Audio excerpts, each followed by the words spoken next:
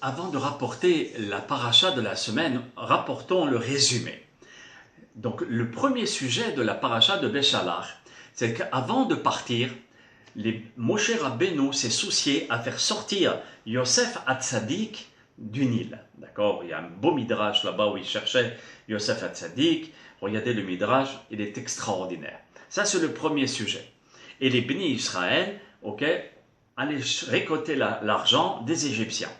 Le deuxième sujet, c'est que dès que les bénis Israël sont sortis d'Égypte, à ce moment-là, Pharaon s'est affolé et il a commencé à poursuivre avec son armée les bénis Israël. Là, lorsque les bénis Israël se trouvaient devant la mer et derrière il y avait leur ennemi juré, ils se voyaient perdus. Donc, Nahshon ben Amminadab, comme on l'a dit, a sauté dans l'eau, le premier, et la mer s'est ouverte grâce à son mérite, d'accord? Et ils ont pu marcher à pied sec dans la mer Rouge. C'est pour cela que les descendants de Nahshon ben Amminadab seront des rois, d'accord? La tribu de Yehuda. Ensuite, ils sont tous sortis vivants. Même Pharaon est sorti vivant, mis à part tous les Égyptiens. Pourquoi Pharaon? Pour lui montrer le désastre qu'il a fait. L'ange l'a pris et lui a montré le désastre de son armée, de l'Égypte, etc. Le quatrième point de la paracha, c'est à partir du moment où on comprend le miracle qui a été réalisé de l'ouverture de la mer Rouge, les bénis Israël ont chanté. C'est pour cela que c'est bien de chanter le jour de Shabbat, Shira, Shira qui veut dire chanter. Le cinquième sujet, et ce chant a été fait par Ruach HaKodesh, tout le monde l'a dit par prophétie. Le cinquième sujet, c'est que le peuple a commencé, après l'ouverture de la mer Rouge, ils sont sortis, aïe, ça commence. C'est que là, ils ont dit, on a faim et on a soif. Donc, si on a soif, il nous faut de l'eau. Ils ont commencé à dire à Moshe Rabbeinu, on a soif, ça va, d'accord. Akadosh Baruch Hu dit à Moshe Rabbeinu, prends ton bâton, d'accord, et mets le bâton dans l'eau. Et Bezrat Hashem, de ce bâton sortira de l'eau. Ok? Et dont l'eau qui a été adoucie, parce que c'était de l'eau amère, donc ils ne pouvaient pas boire. Le bâton a adouci l'eau et les bénis Israël ont pu boire. Le sixième sujet, c'est encore une épreuve. C'est que les bénis Israël commençaient encore à se plaindre de ne pas pouvoir manger. Eh oui, eh oui. Et donc là, ils ont commencé à râler.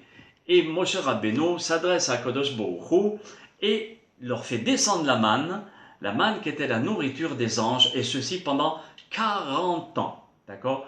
Donc ils devaient prendre qu'une portion par jour, et une portion pour leur famille. C'est-à-dire on ne pouvait pas prendre 100 portions lorsqu'on était 10. Et cette portion pouvait descendre tous les matins. Tout va dépendre du niveau qu'on avait. Si on avait un grand niveau de Torah, ou bien de Yirat Shamayim, de crainte de Dieu, elle descendait juste devant la tente. Et si notre émouna, notre confiance était comme ci, comme ça, elle descendait assez loin. Donc c'était une épreuve, la manne. Même si on était content de pouvoir manger tous les jours. Et aussi, elle descendait tous les jours, sauf le vendredi. Et il y en a deux sauf le Shabbat. Le vendredi, il y avait 2 parts qui descendaient, et le Shabbat, il n'y avait pas de manne. Le 7e sujet, c'est que les bénis Israël se trouvent devant Moshe Rabbeinu en train d'apprendre les lois de la manne. D'accord? Il y avait des lois, c'est pas seulement manger puis c'est tout. Le 8e sujet, c'est aussi, encore une fois, des plaintes. C'est que les bénis Israël ici demandent encore de boire.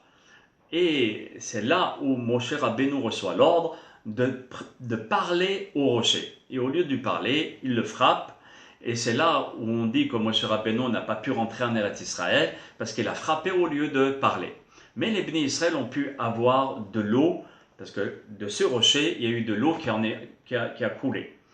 Après, il y a eu le Ber Miriam, c'est-à-dire le puits de Myriam, et Baruch Hashem, pendant 40 ans, grâce au mérite de Myriam, il y avait de l'eau pendant 40 ans dans le désert. Le 9e sujet de la paracha, c'est le sujet de Amalek, lorsqu'ils ont voulu exterminer le peuple d'Israël, mais Baruch Hashem, Yoshua bin Nun a entamé la guerre et il a, Baruch Hashem, avec succès, remporté une victoire miraculeuse. Le 10e sujet, c'est que pendant 40 ans, les Bnei Israël étaient entourés de nuées, devant eux, derrière, en bas, en haut. En haut par rapport au soleil, en bas par rapport aux scorpions et aux serpents, à tel point que c'était comme des coussins roulants, d'accord, qui leur massaient les pieds. C'est ce que nous dit le Midrash. Okay? Et il leur faisait carrément comme de l'air conditionné, qui était très très agréable. Donc c'était les 6 nuées. C'est pour cela que pendant Sukkot, la Soukha en elle-même représente ces 6 nuées. Et lorsque les bénis Israël ont vu ceci pendant 40 ans, comment ne pas croire à un Kadosh Baruch Hu? D'accord? Voilà, si vous voulez, le résumé de la paracha de la semaine, paracha de Béchalach. Maintenant, nous allons rentrer dans certains commentaires.